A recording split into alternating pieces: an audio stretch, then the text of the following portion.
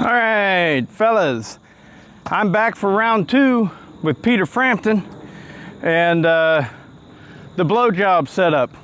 So I had a couple comments in the comment section that were, I mean, for lack of a better word, kind of doubting things. And I feel like that's what we as human beings tend to do whenever we want something to be true and it isn't.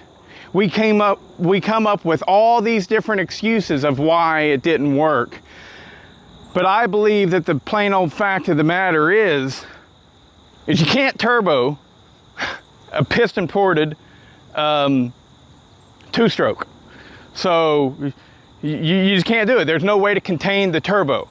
So what I got a lot was that basically this one, or not a lot, but one guy said that perhaps when the saw is running, there's enough airflow that it takes it, the blower is out of its peak range, all right? The other one was that this one is not flowing enough for this chainsaw because the chainsaw is gonna move a lot more air than this thing is capable of flowing, all right? And then the third one is that this thing is not capable of actually building boost. All three of those are wrong, okay? This is totally capable of producing boost. I know, because I did the balloon test on it.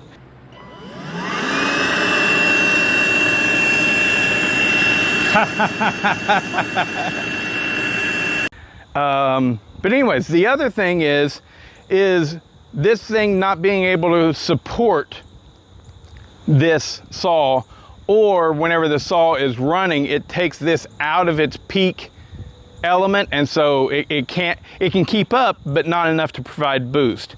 Well, this saw, I have an ammeter, no, anemometer, and I measured the airflow on the intake of this saw whenever it was at wide open throttle, right? And you're just gonna have to take my word for this because I'm not gonna go back and do it all over again. Videoing stuff like this is hard because there comes a point whenever your video is hindering your progress, and it's difficult to do. But the saw was only capable of moving about 200 CFM. That's 200 cubic feet of air per minute, right? That's all it was capable of doing. And honestly, I wonder if I'm reading the scale wrong, because I think it's probably only about 20 cubic feet per minute. But these are the what I have in my head. While on the same scale range of the anemometer, I measured this and it was capable of flowing with the carb in place, mind you. Okay, I had it all restricted the way that it is on the saw, all right? With the carb in place, it was capable of moving 200 CFM, 600 to 700 CFM. So it was 200 without, 6 to 7 with. And like I said, I kind of think that maybe a decimal point is off, but regardless, this right here is capable of moving over 3 times the amount of airflow that the saw was doing on its own. So it is capable of producing boost. It does supply 3 times the airflow of this.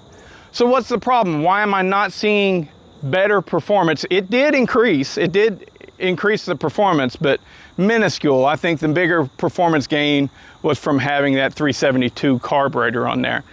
But why is it not working more? Because we're not drawing power from that engine at all. This blower is not reducing the saw's power in any way, shape, or form because you're using the saw to power the blower.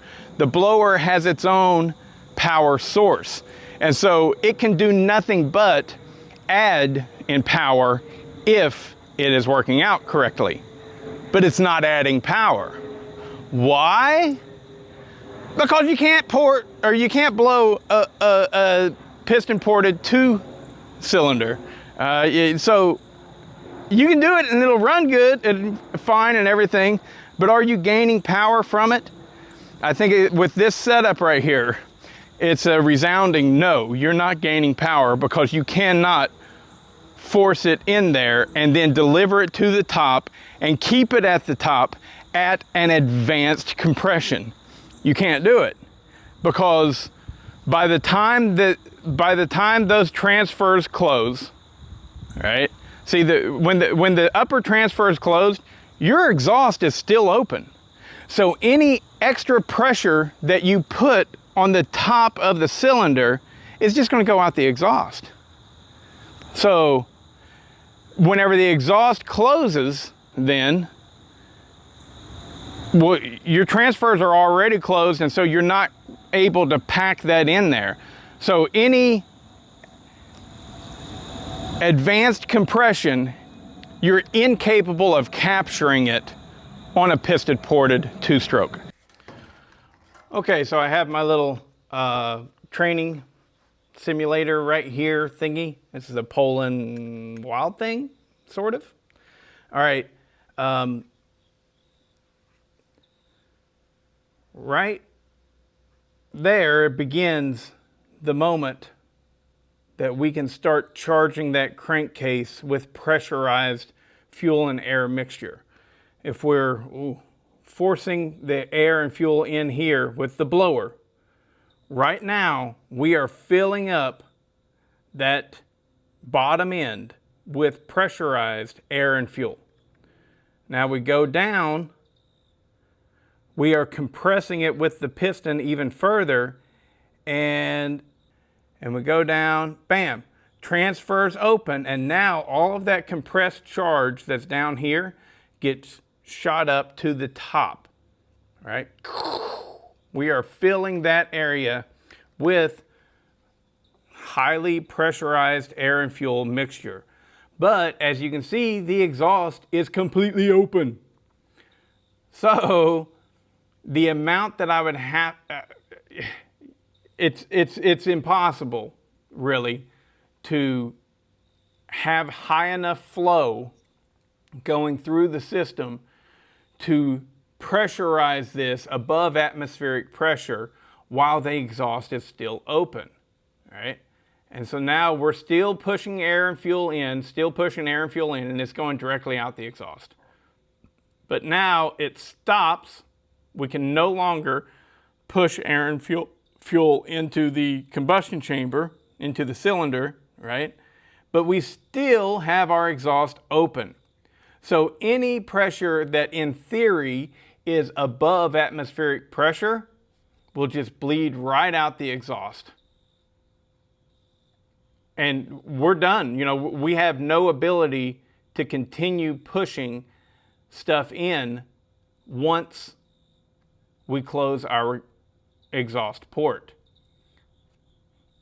That's why boosting one of these chainsaws, a piston ported two-stroke,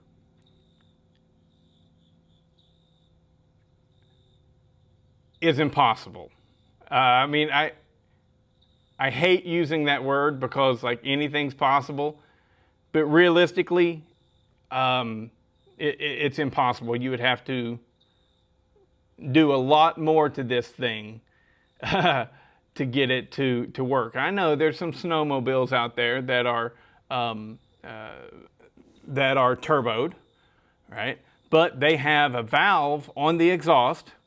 It's called a power valve, or at least that's what it's called in motocross, that will close off that exhaust sooner, you know, and that can help to trap it in there. But they've also got, on the intake side, instead of it just being piston ported, they've got a disc that rotates and opens and closes, works very similar to valves on a four-stroke engine.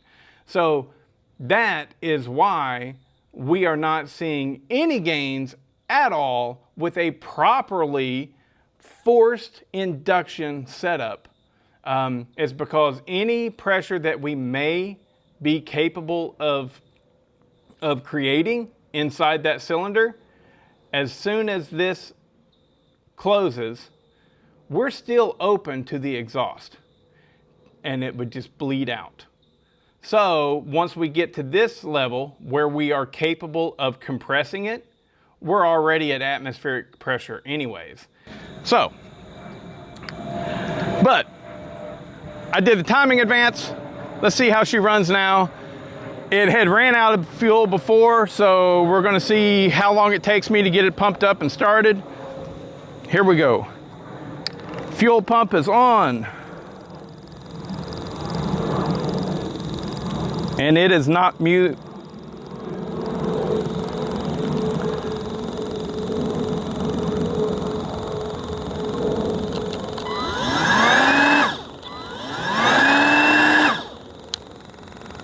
Let's just go for it.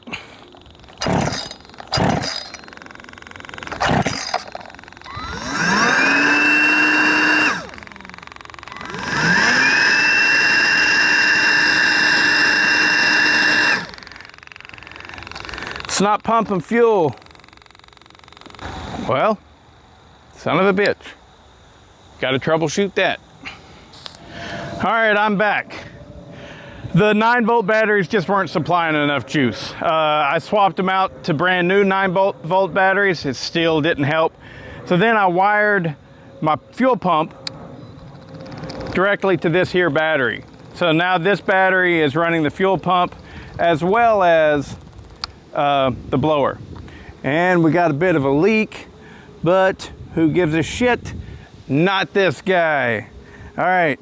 Let's put it in the wood and see if that timing advance made it any faster.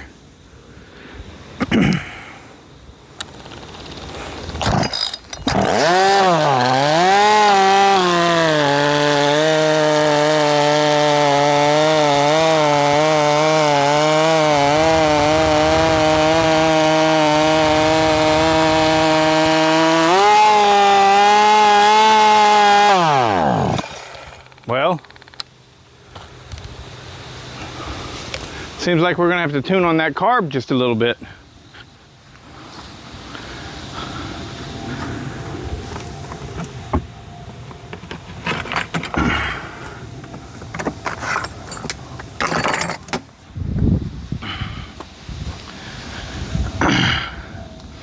Now, it's completely cold, so it probably wants more fuel.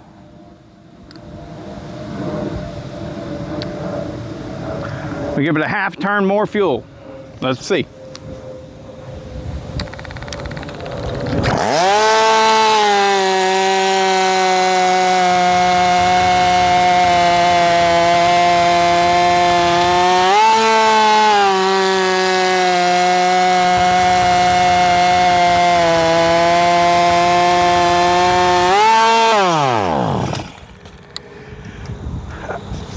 I mean, I think it cuts pretty good.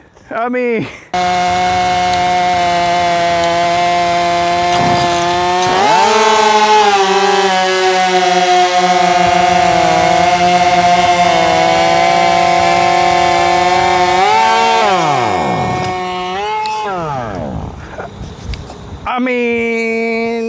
I think it cuts pretty good. I mean, could it be better? Was it worth all that stuff? Probably not. But it's nifty as hell. It is faster than it was whenever it was simply ported and muffler modded. But like I said, I think most of that is coming from this right here. Another guy on Facebook, you know, I mean, no one said anything bad. It's just whenever you guys, keep this in mind whenever you're watching YouTubers. There's only so much we can put into a video. I cannot tell everything that I've done to this saw in every single video I put out about it. And so, like one fella, he said, it would have been better if you had just ported it. Well, it was already ported. So it was better. And this was making it through that in about 9 seconds. I believe I remember about 9 seconds. In stock form, this saw cutting through this wood, it probably would have taken 20 seconds. you know, so we've gained about 50% cut speed, you know, faster cut speed. So this is all goofy and fun. This is nothing but playtime. That's all it is. But the reality is it's cutting damn good for what it is. And especially it's only just running on gasoline. So, and I'm pretty sure that whenever I get up there to Sawfest, I'm just gonna, I'll at least run like a 50-50 mix of gasoline and methanol. I'll at least do that and just run those fucking screws wide open and just hope for the best, you know? So the fact that it's running as good as it is without, you know, any fuel additives whatsoever, it's actually running pretty darn good. It's just we, I think, are used to seeing a ported MS 440, 660, 572 XP. This is a 46cc clamshell saw that is actually running as good, well, cutting as, I should say, cutting as fast as a stock fastest 50cc saw on the planet, you know, the 550 XP. So the fact that it's capable of doing that is really pretty damn good. But worth doing? No, come on. Oh, I wanted to say, I really like the cheap saw challenge at Sawfest. It gives you a reason to do something like this. Without that class of racing, there's no reason to do something like this, all right? So it's very interesting to me. I really enjoy doing it. The only thing that I hope for in the future is they get better cheap saws. Everybody knows that inflation is off the charts crazy, and they work off of this rule of it has to have been $200 or less brand new.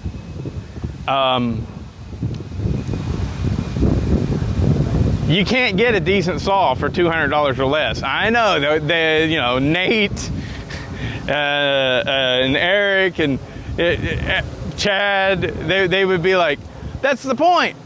It's to see what you can get out of a really cheap saw. Well, a cheap saw nowadays is an Echo 4910. That's your cheap saw. You know, or an Echo 590, or a Husqvarna 455 Rancher. Everything is more expensive. That $200 rule, ugh. But, you know, I mean, if you wanted to go with the Chinese stuff, there are still plenty of the Zenoa clone stuff out there that you could mess with, and, you know, those aren't clamshell. You can do more with it. But I get it. It's a builder's challenge, and I'm not complaining. I'm just talking, you know, because a lot of you guys watching these videos will never come to Sawfest. Well, they have a class called the Cheap Saw Challenge where every year it's a different saw, and this year it's this Poland Pro 4620, the Poland Pro 295, the Craftsman 2.8. There was a bunch of different saws on this platform that you could utilize. 46cc clamshell saw, nothing special, and we're doing all kinds of stupid stuff that we wouldn't ever do in any other situation, because there's got to be a reason to do this stuff. And I enjoy it. Yeah. I just look forward to the day that they get a better cheap saw. Okay, so now that the editing has been done and I can see, wow, we picked up another 1.5 seconds. So it's 3 seconds faster than it was in stock form, or not stock form, without the blower. Okay, it's been ported for a very, very long time now. So at this point, I'm starting to get really excited. So in advancing that timing, it made it want to run at a higher RPM, which required more more airflow, right? And the blower, I think, is really beneficial at this point because it may not be boosting the saw, but it is indeed supplying all the air that it requires to run at peak performance. So yeah, I'm pretty freaking excited about it now at this point. Yeah, I'm like, all right, cool. So I can't wait to get up there and run it at SawFest and see how it does, you know, measured against everybody else's, what they've come up with. I'm really, really excited now. And I can't wait to put a mix of methanol in there. That's what I'll do. I don't think that carb will open up enough for it to flow enough fuel if I went with 100% methanol. But will it open up enough if I went like with a 50-50 mix, 50% methanol and 50% gasoline? Yeah, I think it would respond well to that. I could do that, but I don't want to do it now because that methanol is going to eat up that plastic. All that plastic, that blower is all plastic, you know. The carburetor, all this stuff, you know, I don't want to even have to fool with that. So I'll just do it right there in the moment. I will say this, I pulled the plug because whenever I advanced the timing, oh, and I don't know how much I advanced it. I just took about 20, I probably took about 20 thousandths off of the flywheel key and advanced it probably about 8 or 10 degrees, something like that. I don't know. I don't care enough.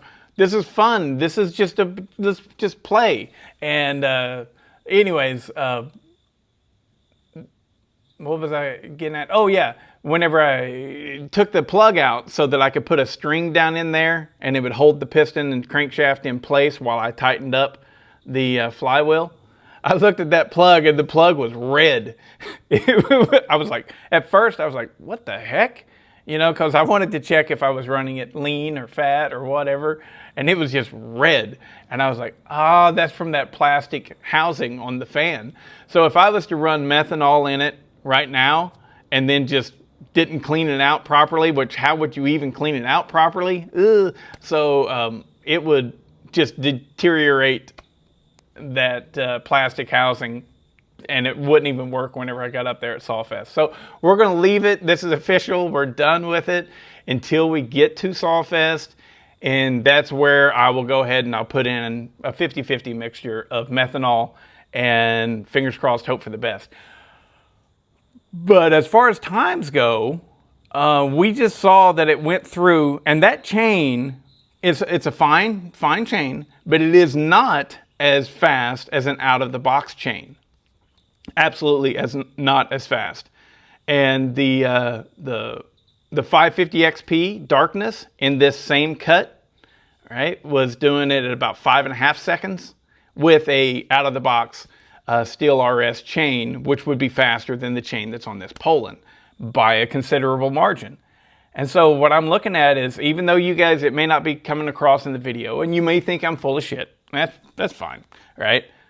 I think it's cutting really close to the same speed as my 550 XP. Close.